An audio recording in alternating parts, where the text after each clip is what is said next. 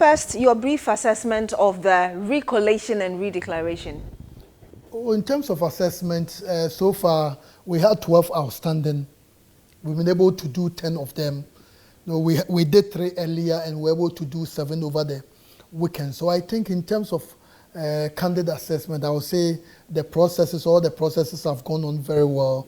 We are still left with 2 to go. We are very hopeful that we'll get it done way before the swearing in Parliament. Way before the swearing in Parliament. Doc, are you able to tell us which part of the CI 127, the constitutional instrument you used for this year's general election, it was the same you used in 2020? The same in 2020. Where in that CI that permits the Electoral Commission to recollate results and redeclare winners of parliamentary elections after they've already been declared in the constituencies? Okay, thank you.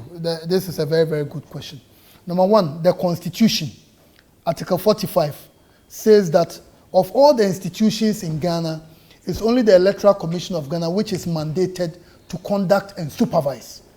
And when you are supervising the process, if the process doesn't go well, you raise issues and you address the processes. Apart from that, we have CI 127. CI 127 Regulation 43. It provides that when you are doing collation, each candidate is supposed to have 2 agents at the collation center. So anytime there are encroachers at the collation center, it undermines what the law says. Apart from Regulation 43, Regulation 48 also talks about even when agents are not present, the collation can still take place. And the 43 I mentioned, it provides some steps to be followed when you are doing the collation.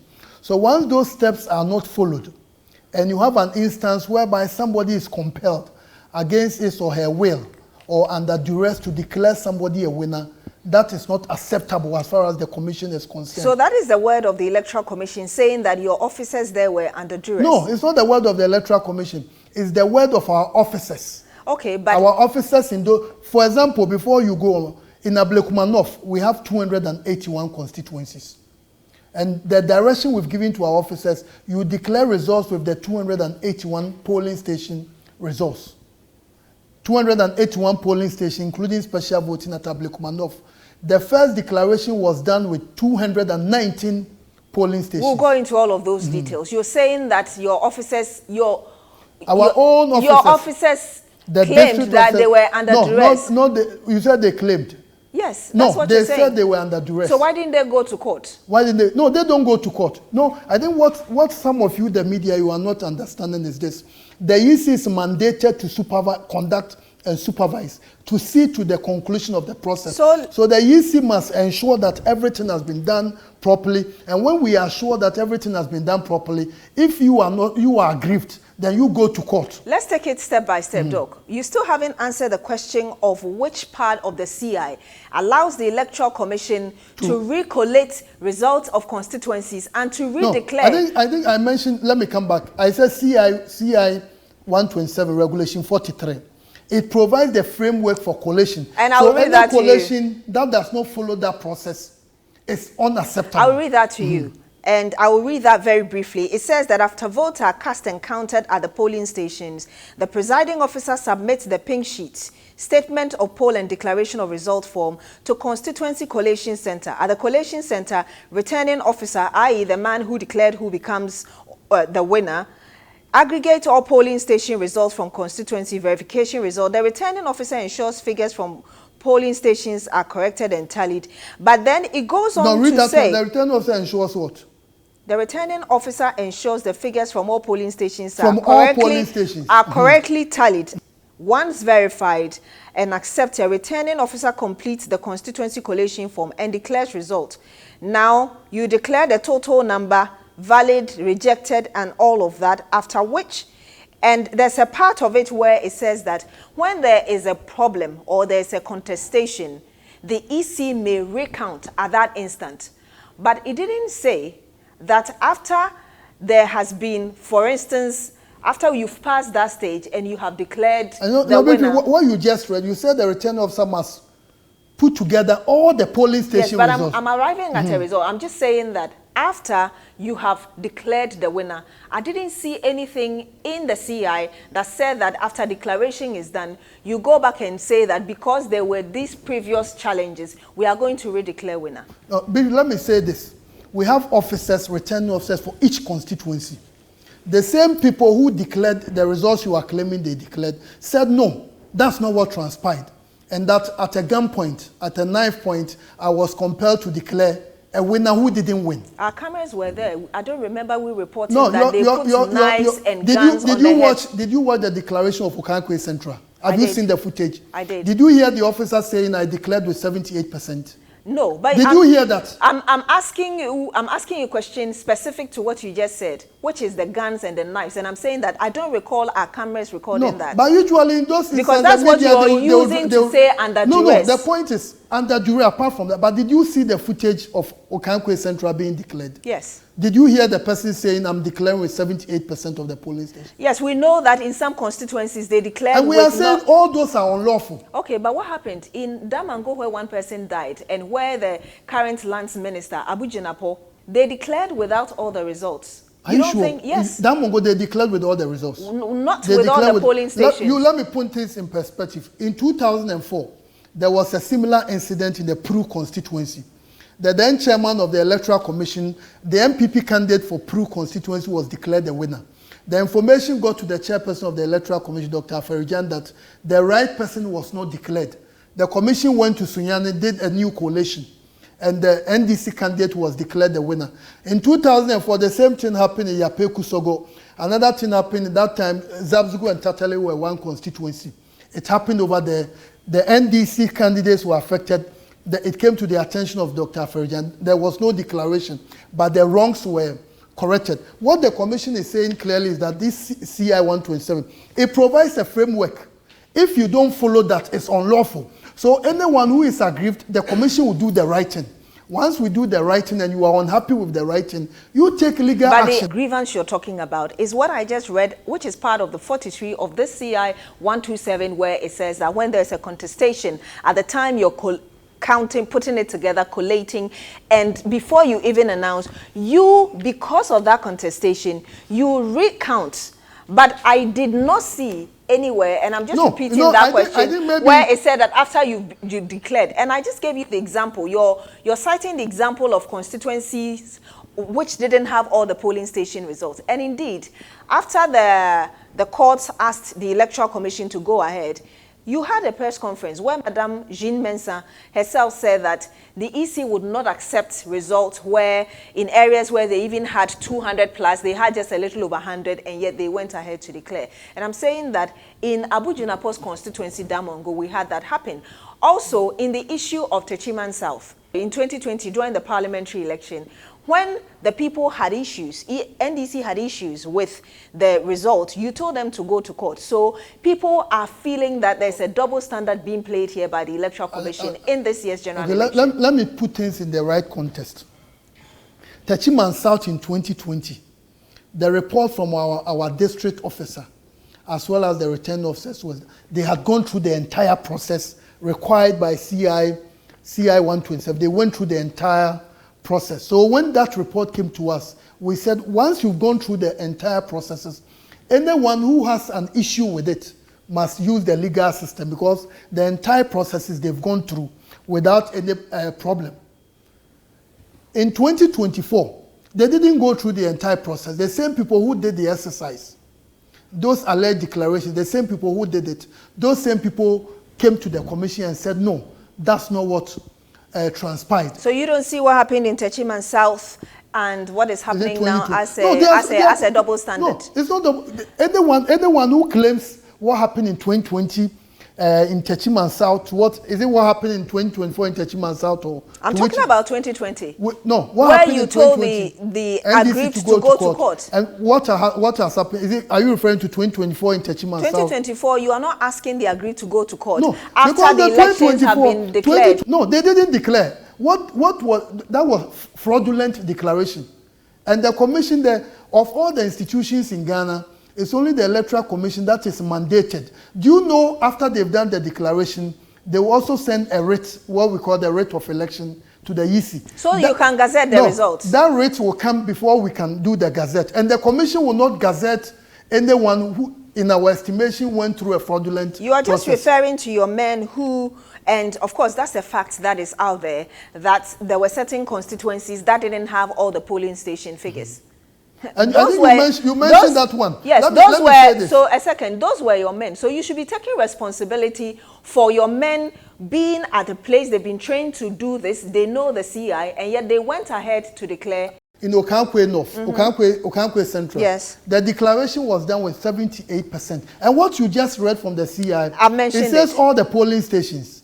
And you know, you also mentioned that, when the chairperson was doing the declaration of the presidential election, didn't you hear the chairperson saying that there were 9 outstanding constituencies? But she justified it by saying even if they had added the results, they would still not make any difference.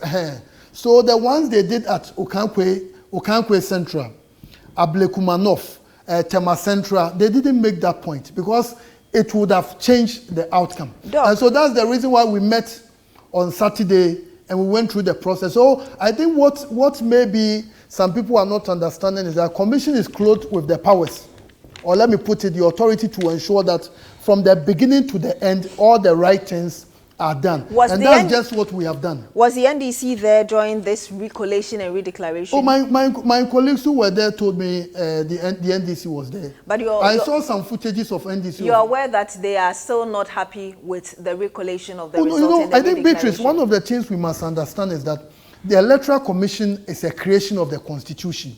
There are clearly specified functions of the Electoral Commission, and we must perform those functions to the best of our ability, to the letter. And you think you've done that? Oh, no, that's what we have done, and we are left with 2 to go. So the point is that whether someone is happy or someone is unhappy, that shouldn't be an issue. So that's why the law provides that if you are not satisfied with what the EC is doing, there is a way to go, but allow us to perform our functions. And indeed, the Constitution says that, just like you told the NDC in 2020, when you're not happy, you go to court.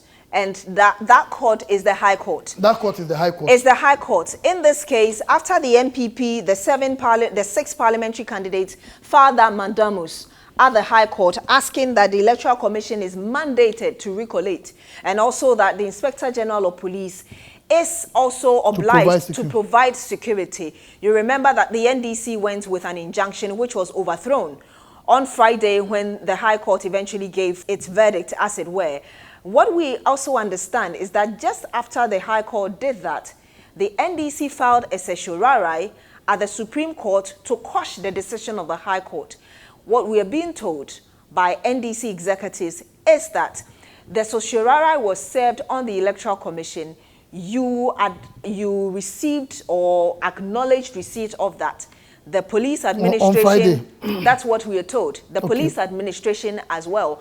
Yet, irrespective of this Supreme Court certiorari, you still went ahead and did what you did on Saturday. How do you respond to that? I don't know about this certiorari at the Supreme Court. I don't know anything about it. But what I want to say is that the Commission has been given clearly defined functions.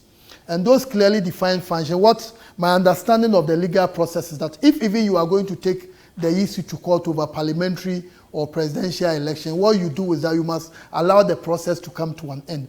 The processes have not come to an end. So, per the advice from our lawyers, what we did on Saturday was very, very much lawful as far as our laws are. The lawyers, did it include the Attorney General? The Attorney General is not our lawyer. We have our own. Because the NDC is alleging I think that one is new. That's the Attorney General. When you were contacted as to why you decided to go ahead, it was despite the certiorari, you said that the AG had advised you to put that aside. Was even on Friday. So at what point would we contact the Attorney General? We have never contacted them. We don't do that. We have our own lawyers. We have our in-house and external counsels. We engage them. But the point I want to again put across is that what we have done is very, very much lawful. And Beatrice, you know, the Constitution is very clear, the CIs are very clear. We shouldn't encourage a situation whereby somebody has not won something, but because might is right in the era of power politics, then somebody will go there to a collation center. And I was giving you the example, it happened in 2004. In 4 constituencies, in Peru, then the Brown Ahafo region, The collation was done in the I think, is it Yeji or one of the secondary schools there. Supporters of the MPP hijacked the place. A winner was declared for the NDC. The Electoral Commission Chair, Dr. Aforia Jan, got information that no, that person who was declared the winner wasn't the winner. Doc, so the right thing was done. A similar thing happened in, I think, Tolon, Yape Kusogo, and Zabzugu Tatali.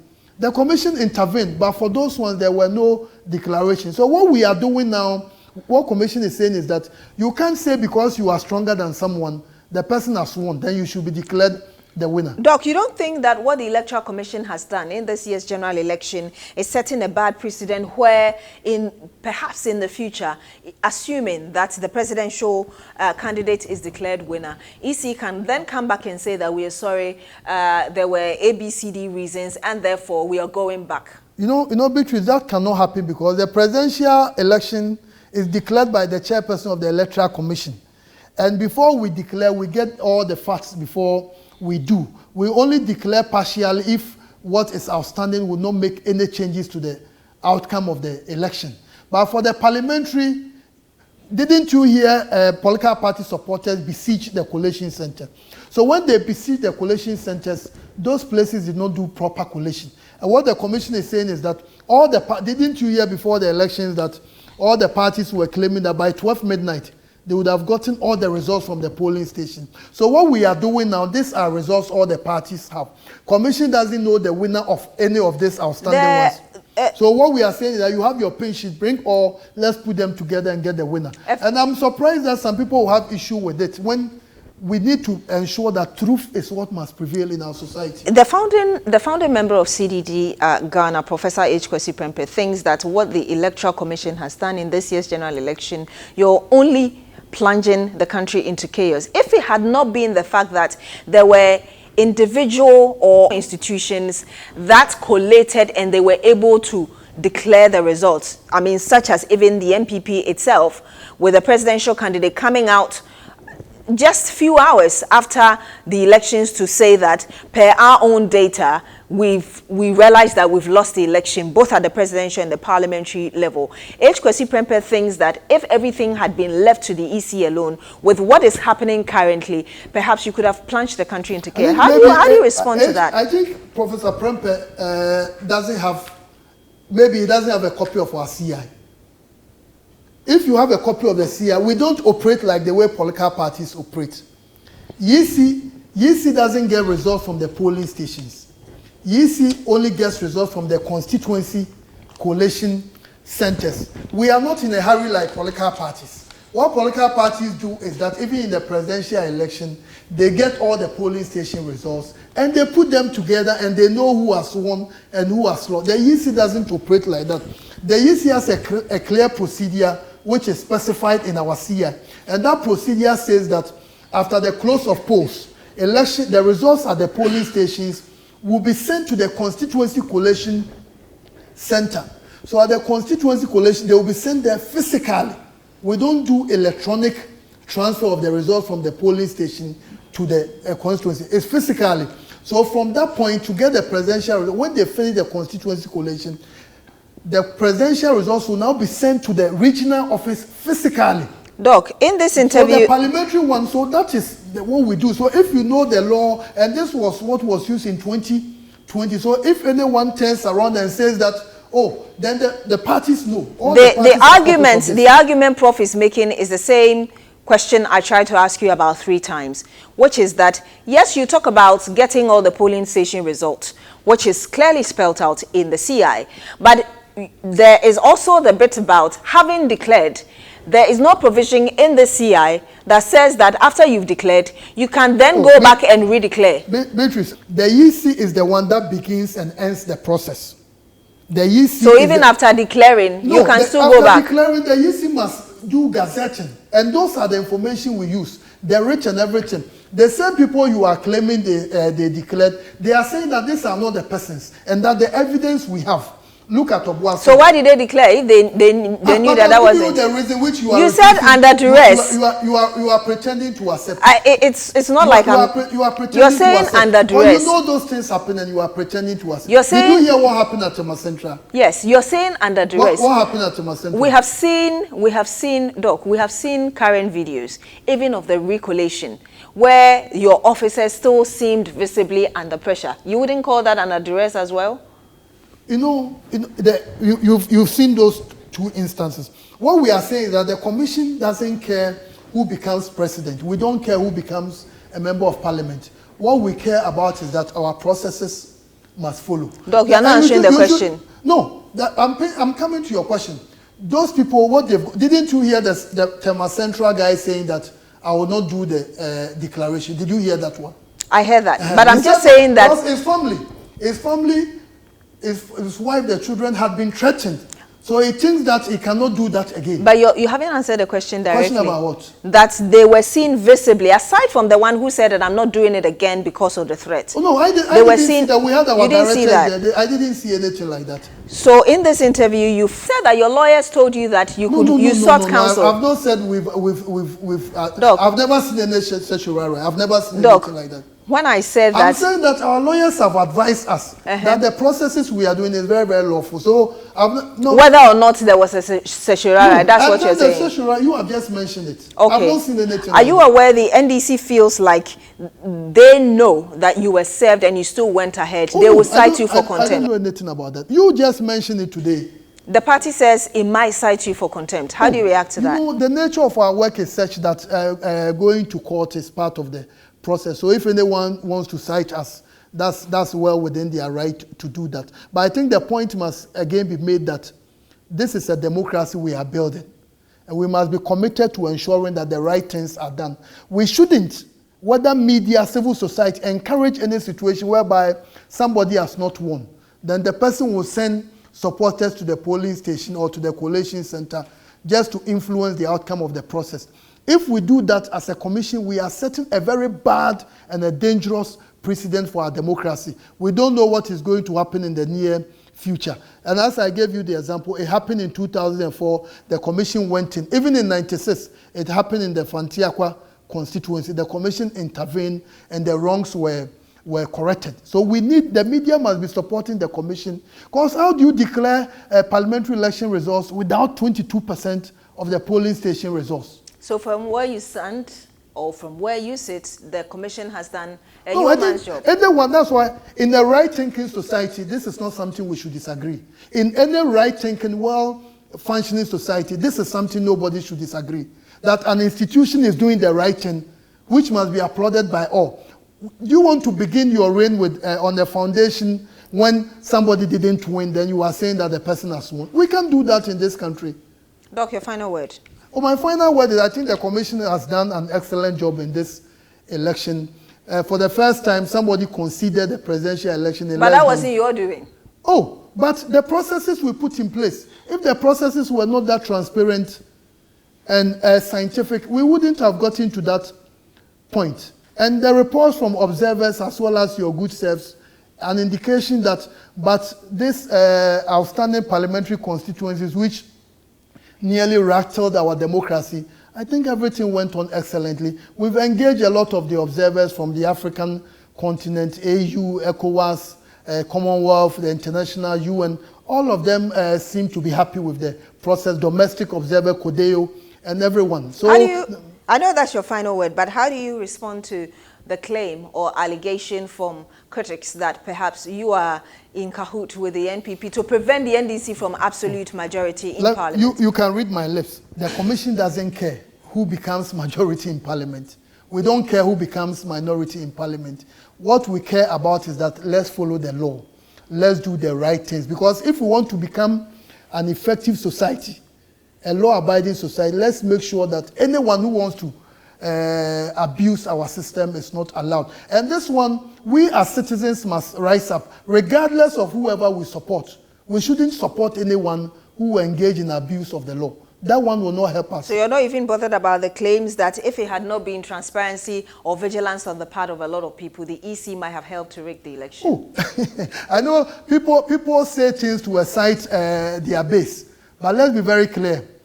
It's the vigilance of the EC, the citizens, which has brought us to this point where parties themselves told themselves that, oh, by 12 May, I would have gotten the results from all the polling station because of the measures the EC but the fact that people outside the Electoral Commission were able to collate and give their results in time, and it took the Electoral Commission so long to do that, you don't think that that's inefficiency on your part? No, that's what I'm saying. When people are ignorant about a process, the way they comment about the process is different. The EC, this is a law passed by Parliament in 2020. So I think 2020 March or this is a law from the Parliament of Ghana. And this law clearly specifies how EC will get results. This is something the parties are aware. All the party executives, I know they have copies. Media personnel, they have copies. And it specifies how EC must get results. We cannot get the results like the political party. We have several levels, from the polling station physically to the constituency collation center. Maybe the question you can ask is that, because of what has transpired, what is the EC going to do differently in 2028? But currently, until we change this law, our process is such that from the polling station to the constituency, physically to the constituency, there is no electronic. I'm sure by now you've thought about that same question. Yes, so those are the, so anyone who will base on what has transpired to say because of that, then you don't understand the process. So from hindsight and moving away from this CI, what do you think would work better for the Electoral Commission? The Commission will meet with its stakeholders. After every election, we meet with our stakeholders to look at what was done excellently, what can be improved moving forward, what are some. So we will discuss all that. I want you to finish on your final word. Now, in terms of final word, I was making the point that I think the EC again has risen to the occasion. But for the few 12 outstanding constituencies which nearly rattled our democracy, we've done an excellent job. And I think all Ghanaians must be proud of what we've been able to achieve. In terms of turnout, we're expecting more than what we have seen. But I think that ours is not a compulsory voting system. We are not like, I think, Argentina, Australia, some of the countries that have compulsory voting. So we will go with the numbers that showed up. And we do expect that 2028 Commission will again rise to the occasion and put Ghana again on the map. Thank you so much, Doc, for your time. My pleasure.